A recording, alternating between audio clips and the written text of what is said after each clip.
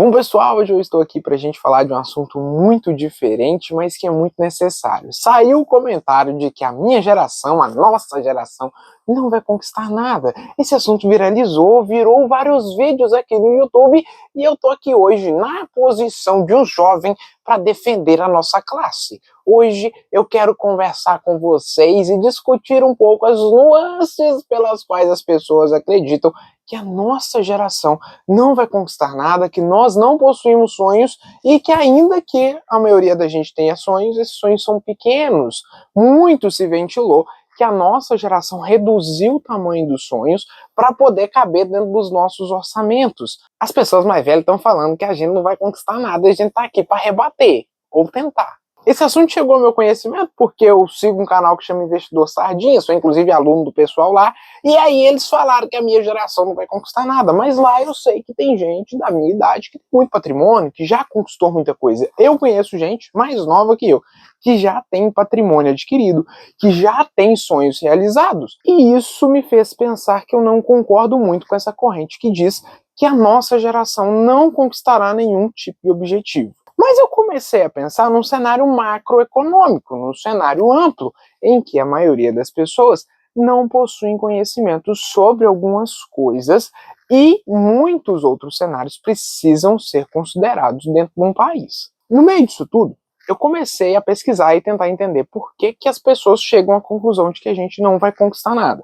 Isso vem muito da força de trabalho, da inflação, de políticas governamentais, de políticas de Estado de modo geral. Eu não estou falando de lado A, lado B, lado C, de cima, de esquerda, de direita, de centro, não estou falando disso. Eu estou falando de política governamental.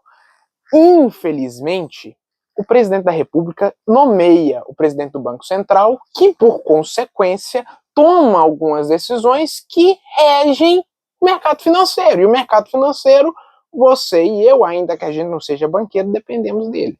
A taxa de juros influencia demais no financiamento, influencia demais no tanto de cartão de crédito que tu paga, influencia inclusive em quantas vezes você vai conseguir parcelar o seu iPhone. A minha geração não se interessa por esse assunto. A maioria das pessoas da minha geração não se interessam em estudar política de maneira profunda. É um ponto que eu coloco. Isso não foi destacado em lugar nenhum. Apesar de ser a geração que tem mais conhecimento à sua disposição, não se interessa por política. A nossa geração não se interessa por um assunto que pode definir e define as nossas vidas.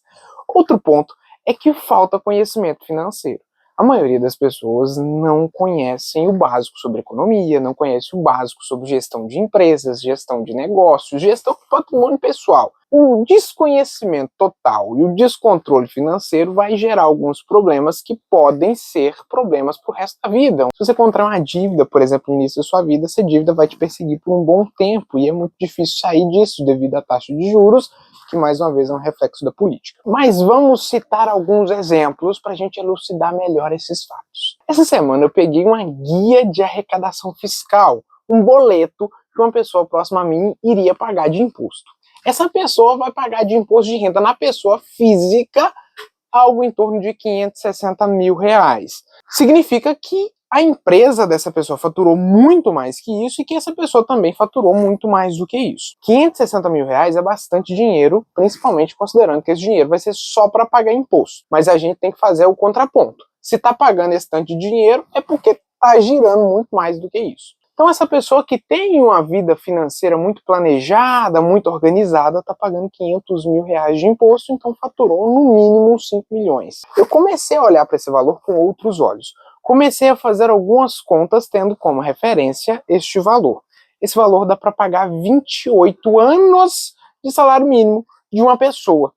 Então você compra a força de trabalho de uma pessoa por 28 anos. Então, trazendo isso numa ótica lógica, a maioria das pessoas não vão conhecer em 28 anos o que é 560 mil reais. Isso é distópico, porque uma pessoa vai pagar de imposto 560 mil reais e isso significa 28 anos do trabalho de uma outra pessoa. A gente acaba ficando um pouco pensativo sobre o quanto a mão de obra é barata no nosso país, sobre o quanto o poder de compra de muito tempo de trabalho é praticamente ineficiente comparando com outros países. A gente precisa considerar um outro ponto. Meu pai, quando ele era novo, quando ele tinha menos da minha idade, ele diz para mim que ele comprou um terreno por alguns dinheiros. Depois de um tempo, esse dinheiro passou a ser real, e aí ele trocou esse terreno no lote, e na época ficou o valor de R$6.000 um lote. Depois de um tempo, e aí eu já lembro dessa negociação, meu pai trocou esse lote num terreno. À época, esse lote foi negociado com esse terreno no valor de R$50.000. Hoje esse terreno vale R$1,5 milhão, e no lote o camarada subiu um prédio que vale aí seus 5 milhões também. Então, R$7.000 virou 50, que virou R$1,5 milhão. E na nossa geração, o que você compra hoje? Você consegue comprar um lote por R$6.000? Não compra um celular igual esse daqui por R$6.000. E essa é um pouco da reflexão do quanto a inflação comeu o poder de compra das pessoas. Então, na época dos meus pais, enquanto eles estavam jovens, era muito mais fácil adquirir patrimônio, porque você tinha um poder de compra real muito mais alto do que o poder de compra real que nós temos hoje com a nossa moeda. É muito fácil eu vir aqui falar que a nossa geração é a geração que mais tem acesso à informação de modo geral. E, de fato, a nossa geração é a geração que cresceu na era da internet, que viu o celular, a tecnologia nascer e crescer, e a gente pôde evoluir junto com essas ferramentas. Então nós, através da internet, temos acesso a inúmeros conhecimentos, temos acesso a infinidade de informações, e na maioria das vezes a gente não busca essas informações. Na maioria das vezes a gente é burro mesmo, a gente não busca conhecimento que está aí de graça, na maioria das vezes. Então um pouco de culpa é nosso também, né? A maioria de nós tem acesso e não faz o uso. Mas a gente tem que considerar que algumas pessoas, ainda que da nossa idade, não teve acesso a saneamento básico. Nós temos que considerar que algumas pessoas da nossa idade não teve acesso a nenhum tipo de comunicação, que tem gente nesse país da minha idade que nunca pegou um livro em suas mãos. Então temos o fator também da desigualdade social, que precisa ser considerado quando você faz uma conta dessa, porque se essa conta engloba o país inteiro, não posso colocar o milionário como regra, mas também não posso ignorar a existência do pobre. Eu preciso considerar ambos os fatores. Tem gente da nossa idade que cresceu com a internet, que ficou influenciador e ganha muito dinheiro com isso. Tem gente que é cantor da nossa idade, tem um Hendrick, 18 anos, milionário, jogador de futebol. Mas ele não é a regra, ele é a exceção. Essas pessoas são a exceção. Quando a gente considera um contorno inteiro, a gente tem uma série de nuances que podem explicar o motivo pelo qual as pessoas desacreditam muito da nossa geração. Sabe sair de um cafezinho? A depender do local onde você nasce, a depender do estado em que você nasce, você terá mais oportunidades do que outras pessoas. Se você nasce no Amapá, dificilmente você vai ter a mesma oportunidade de uma pessoa que nasce no Goiás. Ainda aqui na minha cidade, vamos pegar a minha cidade como referência, se você nasce no Imbé de Minas, você tem menos oportunidade do que o cara que nasce em Caratinga. Ainda que sejam poucos quilômetros de distância de uma cidade da outra, são oportunidades diferentes. A pessoa que nasce em Imbé de Minas, ela tem que pegar um ônibus e ir para Caratinga para poder fazer uma faculdade, por exemplo. Enquanto a pessoa que nasceu em Caratinga vai andando a pé para a faculdade. É a mesma faculdade, é a mesma dificuldade, é a mesma prova, mas um tem que andar 1 hora de ônibus e o outro pode andar 1 minuto a pé. Tem diferença, ainda que seja algo muito curto. Uma pessoa que mora numa cidade do interior para poder fazer uma universidade federal tem mais dificuldade do que uma pessoa que nasceu naquela capital. E isso precisa ser considerado. Não é todo mundo que tem as mesmas oportunidades. A internet possibilitou que a maioria das pessoas tivessem mais oportunidades. Hoje a gente tem curso EAD, a gente tem muito curso gratuito na internet disponível para todo mundo. Tem a possibilidade de você ganhar dinheiro, gravar conteúdo, assim como eu estou fazendo aqui, e isso virar uma fonte de renda para você. E isso acaba sendo também considerado por alguns gurus. O cara, para te vender um curso, ele te vende um sonho. Então ele fala para você, olha, se você comprar meu curso, você vai ficar milionário aqui na internet. Então ele te vende um sonho para ele ficar milionário, não você. E aí a gente tem que considerar esse ponto também. Tem brasileiro que considera investir em casa de aposta investimento. Tem brasileiro que considera jogar no tigrinho investimento. Então a gente precisa considerar todas essas nuances para a gente traçar algumas opiniões. E aqui eu venho fechando o assunto para a gente finalizar. É injusto virar para a nossa geração e falar que a gente não vai conquistar nada. Mas isso é o reflexo da realidade. a maioria das pessoas da nossa geração de fato não vai conquistar nada, e nós começamos a reduzir alguns sonhos nossos a coisas banais, a coisas que são bens até mesmo com obsolescência programada. Isso aqui é o sonho de consumo de muitas pessoas. Esse produto aqui, que daqui 2, 3 anos está praticamente inutilizado, está muito obsoleto para as novas tecnologias que vão surgir. Isso aqui, às vezes, é o sonho de muitas pessoas da nossa geração. Algo nesse padrão. Porque um carro popular hoje é 70 mil reais. E a pessoa ganha um salário mínimo. Ela dificilmente vai conseguir um carro popular, ainda que seja um carro popular, ainda que seja através de um financiamento. E a gente precisa considerar o fator que eu comecei no início. Quando você pega o imposto sobre o consumo, isso gera um problema muito grande, porque o imposto sobre o consumo, ele arrebenta principalmente o pobre, porque o rico, ele tem margem para guardar dinheiro, então ele não consome. Então o pobre, no fim das contas, é o que paga mais imposto, mas geralmente é o pobre que não se interessa por política, que não se interessa por políticas que, de fato, tirem a ideia de imposto. Quando o governo fala que vai gerar mais imposto, que vai criar mais um imposto, que vai taxar o rico, geralmente é o pobre que defende essa política. Então eu estou trazendo todo esse contraponto, eu não estou rebatendo ninguém, só estou trazendo mais elementos para a gente conversar sobre esse assunto. Estão dizendo que a nossa geração não vai conquistar nada, e eu tenho visto isso como um reflexo. Muita gente que estudou comigo, que eu pensava assim, nossa, essa pessoa é muito inteligente, essa pessoa vai ser muito rica.